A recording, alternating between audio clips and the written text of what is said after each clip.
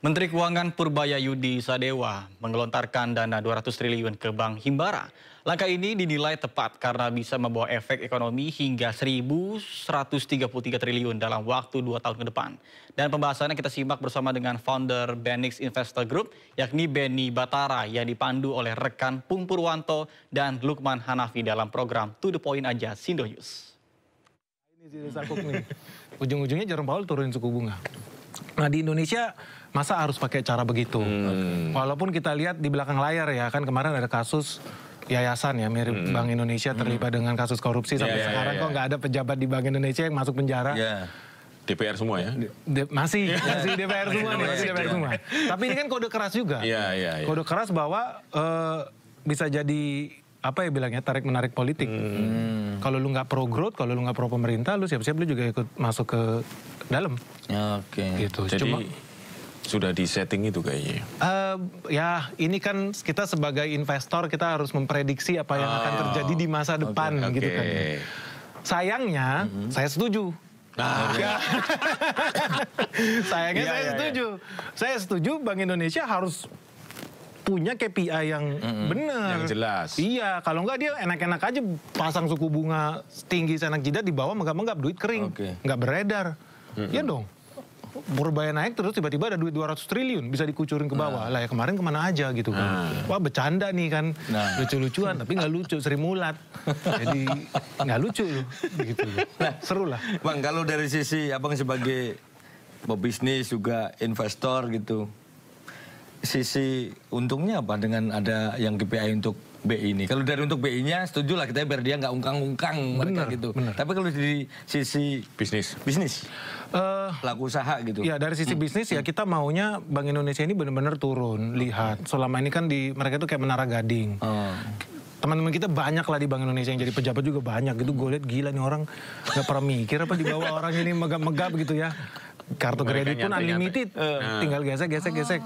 Wah enak banget gitu loh. Dan ya apa ya, ya betul-betul menikmati fasilitas yang luar biasa gitu loh. Kita bakal beberapa kali ketemu pejabat Bank Indonesia itu bukan di Indonesia, di Eropa. Gue kaget, gue ke Paris.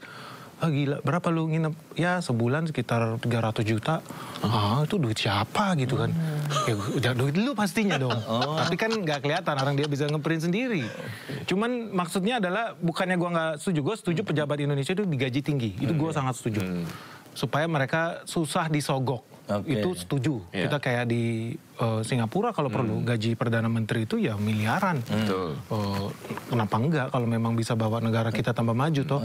Nah yang jadi konsiderasi paling penting sih ya. Tapi ini saya bukan orang politik. Jadi pendapat saya kalau ya dari sudut pandang investor kita pro. Kalau Bank Sentral Indonesia wajib berpikir keras tentang penciptaan lapangan kerja. Artinya dia harus berpikir keras gimana cara undang investor asing. Artinya dia harus berpikir keras gimana caranya kondisi investasi kita kondusif. Dia harus punya KPI itu. Bukan cuma naik turun suku bunga, anak-anak juga bisa. Oh inflasi lagi hopper hit nih. Tiba-tiba semua harga barang tinggi. Duit tarik masuk. Oke naikin suku bunga. Orang rebutan deposito. Duit nggak beredar.